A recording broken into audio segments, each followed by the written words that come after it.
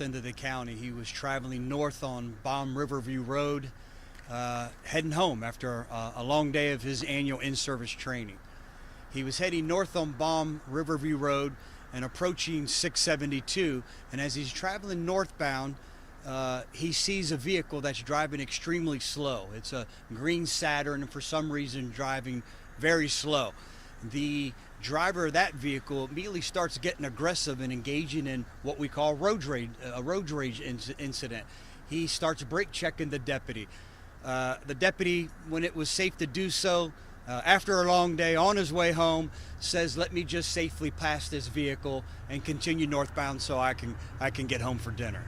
As he is heading northbound and he starts to pass this vehicle, he sees the driver roll the window down and stick his arm out the window holding a firearm, and he fires that firearm towards our deputy sheriff.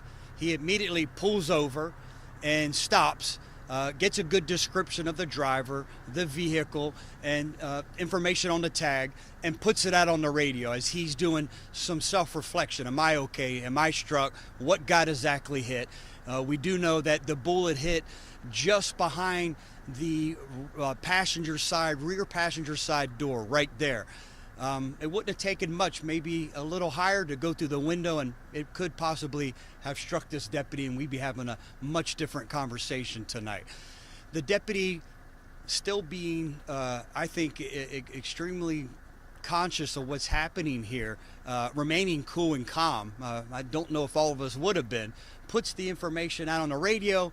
A deputy who was in the area, I should say most of the deputies start moving towards the area, and this happened right around 6 p.m.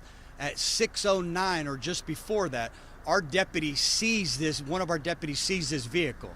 Now, knowing that this driver, Tracy Allen Swint, who's a white male, 927 of 73, he's 49 years of age, who lives in the Riverview area. Knowing that this individual's already shown that he's violent, that he's already shot at one of our deputies, does a great job of keeping a safe distance. He calls for backup. He waits for that backup to arrive. Aviation's in the area, and then decides we're going to do a traffic stop in a safe place to do so, to where we can minimize the risk to any innocent bystanders or to our amazing community. He pulls into a residence right up here just north on Balm Riverview Road, right before you get to 301. As they pull in, they decide to do a felony traffic stop. That's where they don't rush the vehicle.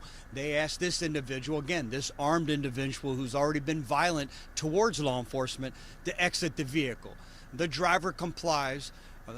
He comes back, and they place him under arrest, and that's just prior to 6:18. So this unravels very quickly. He also has his wife in the vehicle. They get her out, take her into custody, not knowing exactly what role she played in this. We don't believe that she's involved in this, and he's solely responsible for this. As he gets out of the car to surrender himself peacefully, he kicks the empty beer can, one of the empty beer cans that's in the car. We now know that there's several empty beer cans in the car. We know that he stopped at that residence because he and his wife were picking up a buddy to go to another local bar to continue drinking there. We already know there's more beer cans, empty beer cans, as I mentioned, in the car. Also some marijuana in the car. We advise our suspect, our bad guy, this driver, of his Miranda rights, and he tells our investigator that he got stressed out and that he let his emotions get the best of him. He also, in the same token, says that he didn't realize that he was shooting at a law enforcement officer. I have to tell you, I have a hard time believing that one, as you see our big, large Tahoe SUVs with sheriff written all the way down the side of it with decals that reflect at night. I find it hard to believe that he didn't know that he was shooting at one of these law enforcement officers that keep this community safe. So at this time, he's in custody. Don't exactly know what the charges will be. Investigators just took him back to one of our substations to do a more thorough interview with him, along with our deputy, to do a more thorough interview with him to find out exactly I know we'll get some photos of the vehicle. Obviously, we're processing that at the scene, so we're not able to release that, but we'll get some photos, the photos of that. Our deputy involved was Deputy Daniel Henry. He's 33 years of age, and his date of hire is 10/23 of 2016. And his area of responsibility is he's a patrol deputy that patrols the northwest portion of our county. I have to tell you, I'm angry. I'm angry. I'm angry that anyone, any driver, would inflict violence on another human being in our community because his emotions got the best of him over something he believed was a traffic-related incident. I'm disappointed. I'm disappointed that any member of our Tampa Bay community would shoot at a law enforcement officer. The same law enforcement officer that's out here protecting this community. And I have to tell you at the same time, I'm grateful. I'm grateful to God that this deputy wasn't injured. And after probably a lengthy interview and a long night for this deputy, he's going to be able to go home to his family and his loved ones. What questions can I try to answer? You'll have to speak up. I'm so sorry.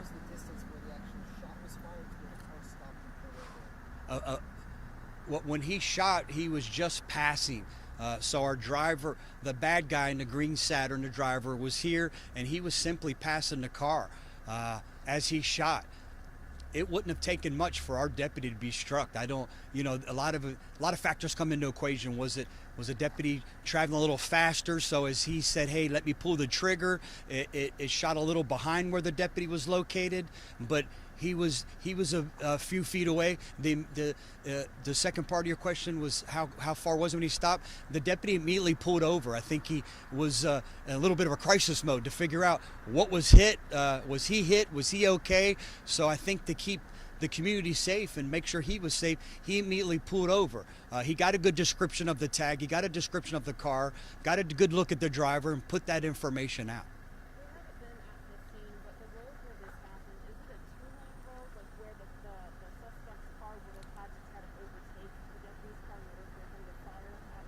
Yeah, good question. I'm not sure, but I will get you that information.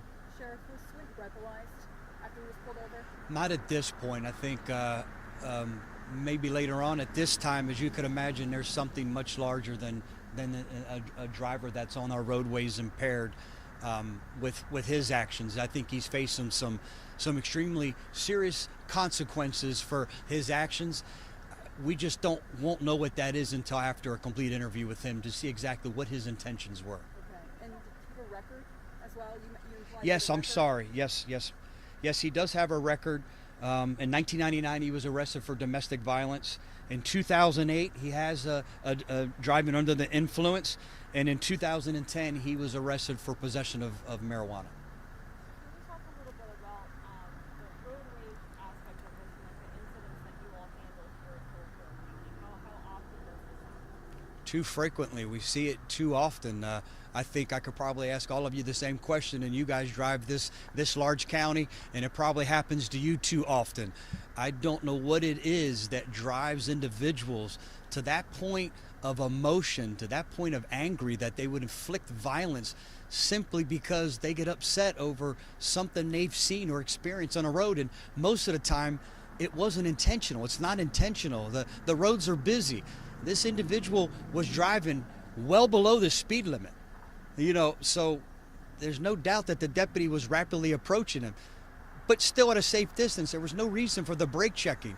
The deputy still, I think, in my mind, attempted to de-escalate the situation by saying, "Listen, obviously he's an angry driver. Let me just drive around and continue to head to the house." And the firearm that was used, is it owned by the suspect? How did he get it? That's a great question. How did he get the firearm? Is he licensed to have the firearm? Was it concealed? That certainly will come out in the investigation. Like I said, these are extremely preliminary details, but that's questions that we're going to ask. He's not a convicted felon that I can see, so he's permitted to be in possession of that firearm. But again, was the firearm stolen? There's a lot of questions that now we need to ask why he had a firearm. He certainly won't have a firearm after this.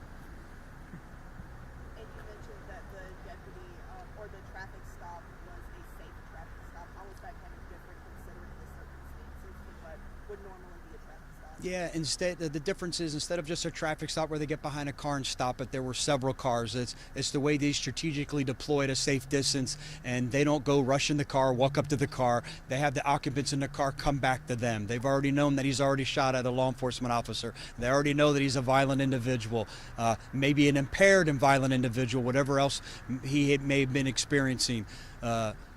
Mentally at this point.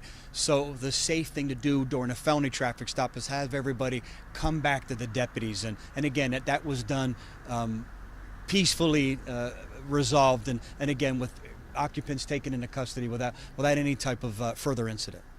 Thank you, Sheriff. Thank you, everyone. Have a safe night. Yes, please, the spelling. Yes, and we'll put that out. It's Tracy Allen Swint. Tracy, Tracy. Last name is Swint, Swint. White male, 927 to 73. He's 49 years of age. He lives here in Riverview, Florida. Thank you. We'll put out that his record here momentarily, and the deputies' information. Thank you. All right, everybody, be safe, please. Thank you. Sheriff.